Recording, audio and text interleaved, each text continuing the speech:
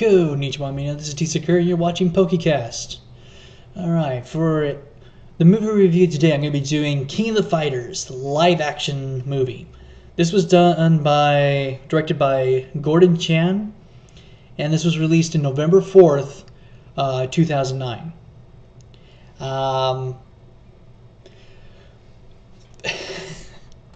What can I say about this film? I mean, let's face it, we've had some very good fighting movies over the past. You know, we had Mortal Kombat that was really good.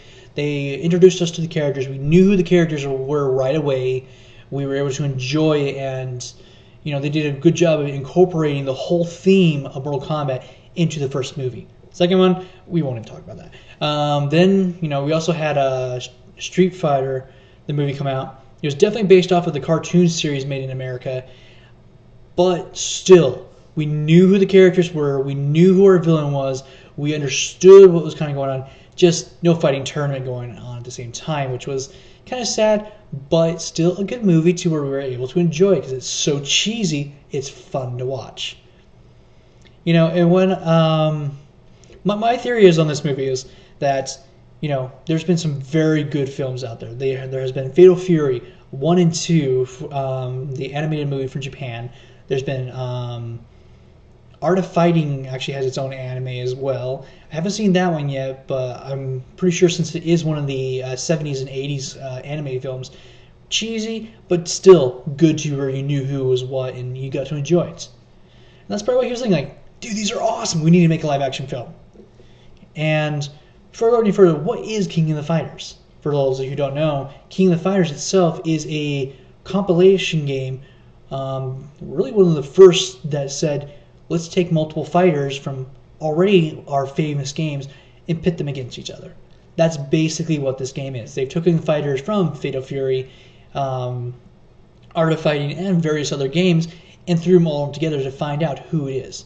Now, usually the storyline goes as, you know, there's a tournament going on, it's world renowned, and usually there's going to be a villain at the end who's trying to take over the Earth, either with demonic powers or normal powers, you know, just that type of thing, or there's an organization trying to destroy or take over the Earth. That's the main theme of King of the Fighters. In this one, the tournament is not world renowned. It's actually a secret tournament that happens in an alternate dimension that is accessed through Bluetooth headsets. I'm not kidding you.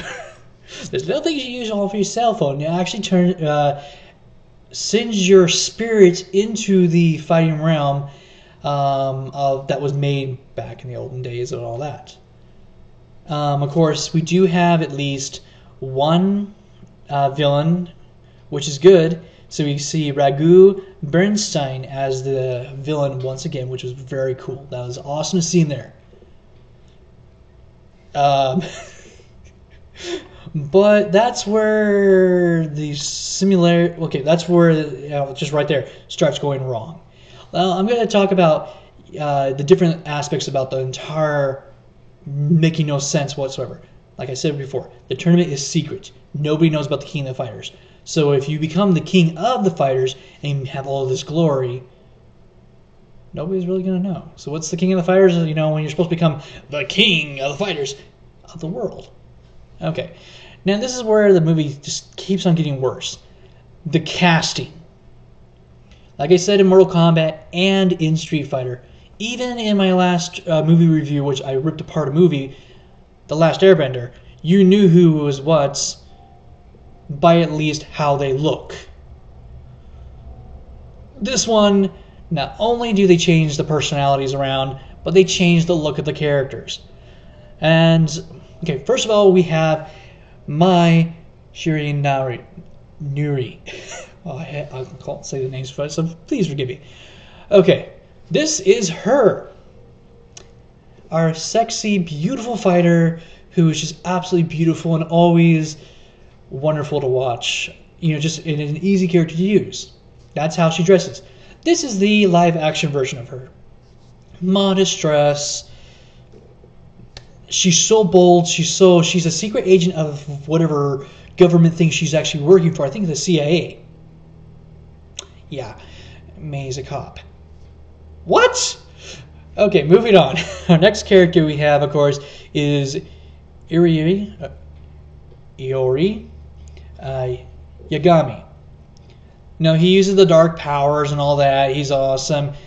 Okay, I'll give him this one. His live action counterpart right here looks good, but he's a complete wuss in the movie. Next, we're moving on to Chizuru Kagara. It's easy. She wears a white shirt. Why is she wearing a biker's jacket for women? Or at least that's what she looks like. She looks like she's a biker or part of the Yakuza. Okay, here's the biggest disappointment of all. Terry Bogard, our favorite person of the entire series. He's what helps define a lot of the games. That's just, he's my favorite character. He's awesome. He has his jean red jacket that he always wears. He has the jeans on. He has the hat that says Fatal Fury from what game he's from. He's awesome. Long blonde hair. He's cool. Here's the American that plays him. He's a cop with short hair, not even blonde. He's a complete and utter wuss in the movie. And he stole McFly's jacket. So he actually beat up Marty McFly to steal his jacket. And looks nothing like it. He can't even fight. This guy cannot fight in the movie. Yeah. Okay, moving on. Before I get even madder. Alright. Next we have is Vice. Okay, short hair. Long earrings. She's completely insane. And she has an awesome outfit. This is what we get in live action. Long, median hair, sexy outfit, and she's not insane. Moving on. Next, of course, we have Kayo Kasanagi. Cool guy, he has that bandana in his hair. He's awesome.